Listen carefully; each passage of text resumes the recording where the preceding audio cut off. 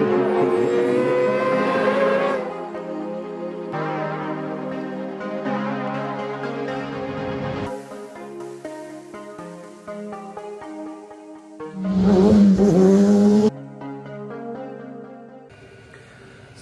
in this video I will do another introduction again, but this is just kind of a bit all over the place. Been in and out, like I mentioned again in the video, did a few hours here and there in the workshop, fitting it around everything else. But at the end of the video I will show you the new levers, which will show what the new colour scheme is roughly going to be. Some of it's a little bit on their more personal colours and stuff like that, but obviously the colour of the bikes will be slightly simpler, but it's going to give you a good idea of where we're going and what the direction is. Hello everyone, we are back in the workshop today. Jobs on for the day are, we've got the fairing, lower fairing that we're getting ready to be moulded up, shaped and moulded for the R7. So strengthening the sides, because narrowing and strengthening the sides from the Isle of Man, we end up hammering these. Bottom of Bray Hill on heavy, so we end up hammering those. So brace in the middle, and then to get the bottom flat, and then we'll shape the sides up, and then that can be moulded. And then I am on sorting this R7 engine out, so I'll do some short clips explaining what's happening. I'll do one now and explain what's going on, what I'm starting on, and then I'll do a couple of little time lapses so you can see exactly what's happening as we're going along. So yeah, today is for this. Hold on, I'll flip you around, it's easier. So in the previous video you'd have seen, you may have seen that we put ceramic gearbox bearings in here. The idea is it takes the load off the engine, it will roll faster, and hopefully make a bit more, let it make more power by running freer. So we found that the balance shaft bearings had picked up a bit of metal or something or other. So I've got from Crescent Yamaha, who've been really helpful. They've actually done us quite a deal with the parts and stuff and helped us out with that. So they've got us a new balance shaft, new shells, and a load of other seals, gaskets, and just little bits that you need to put the engine back together once you've had it apart. So I'm going to start on that and get myself sorted, and then start getting this back together. Hopefully, if I've got enough time today, we'll get this engine back in. It will be in this video. So, but yeah, so we're getting there. We're working through and making our way. The garage is a mess, but obviously we've got a lot of things going on and about. Made that up so I don't have to lose my bolts or forget where they come from. So that's a quick little easy thing to do, just to make life a little bit easier, which is ideal. ZX10's clean, ready for wheels, and to be mapped. So Dave Wood Racing does all of our dynos, so he's going to take this in, and they've got the capabilities to pretty much do anything. The R7 has got a we've got a woolage system, so race tools pack for the R7. That'll be going on this time as well, so that'll give us launch control, which I'm not sure whether I'll use that or not, but we've got it as an option. The pit limiter, which is obviously a big thing for the TT, so that comes in this kit, and obviously a quick shifter, which it all goes together, so it makes sense to keep it as one. So Dave Wood Racing can set that up. DWR Dyno is their pages on most things, so they can set up a woolage system. They've got the capability to set up the kit loom on that, and on the 600 we've got a power commander, and they can cover all of those bases.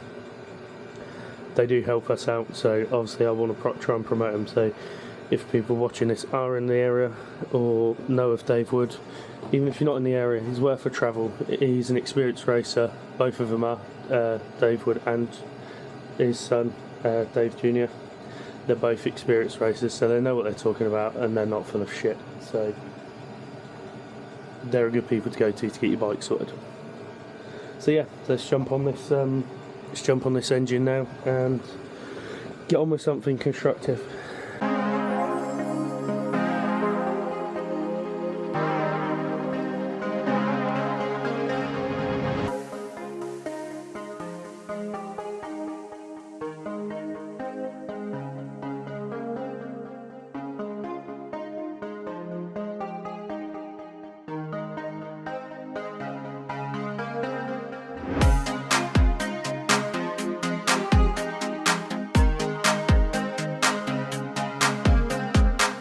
As you can see, the 700, we've done a lot. The engine's back in, the exhaust is back on, all the bits back in, the wheels. The wheels are being painted, but we just wanted to get it ready for bleeding the brakes and check the fitment of everything with a new swing arm for like a final check. Yeah, so everything kind of went together okay. We sort of just got my head down and just done a few bits, concentrated on putting it together. The wiring loom, which we've shortened and made a few changes to, is back in and is all tucked in nice. We have run into one issue with our new Woolwich Race Tools system.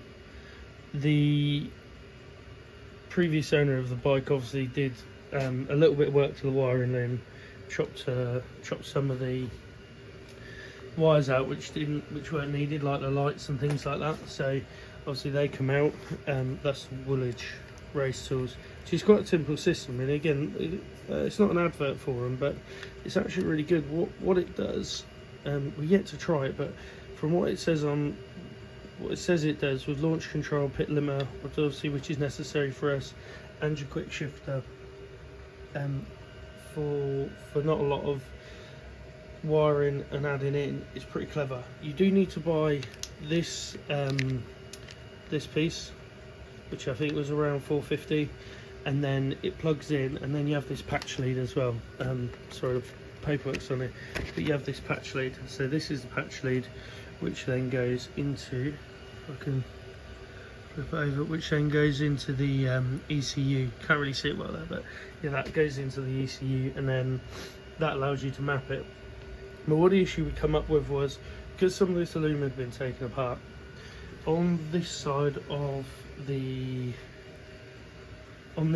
frame, normally, behind the big aluminium plate that sits here, there's an O2 sensor. Obviously the O2 sensor's not on the bike and isn't used.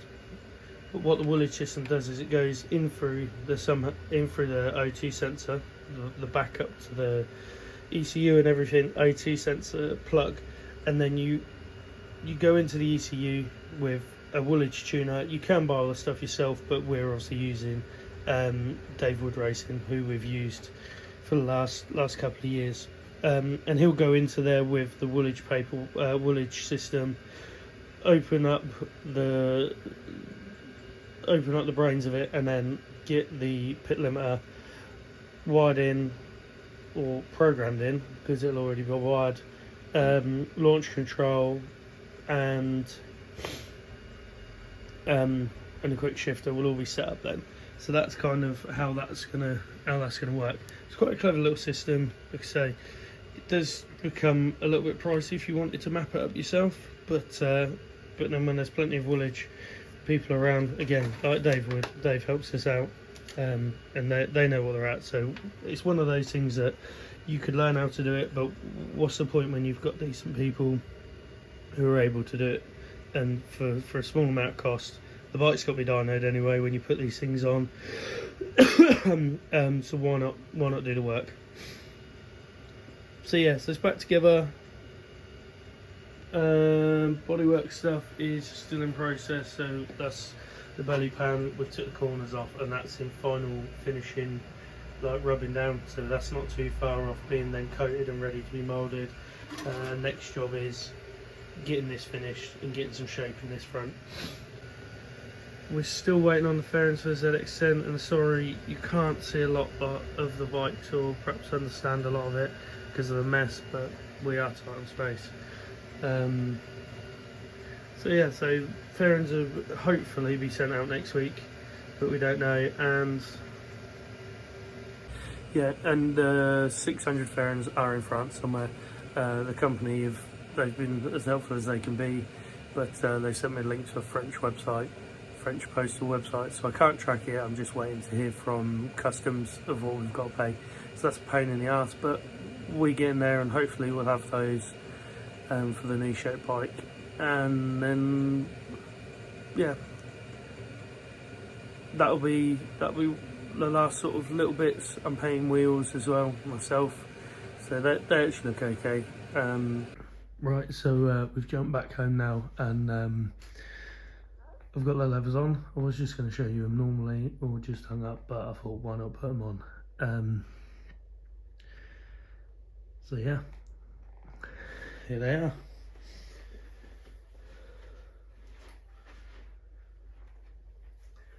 So DRC, I've been using DRC for 2 or 3 years now, and the quality of the levers is fantastic, and especially considering the price.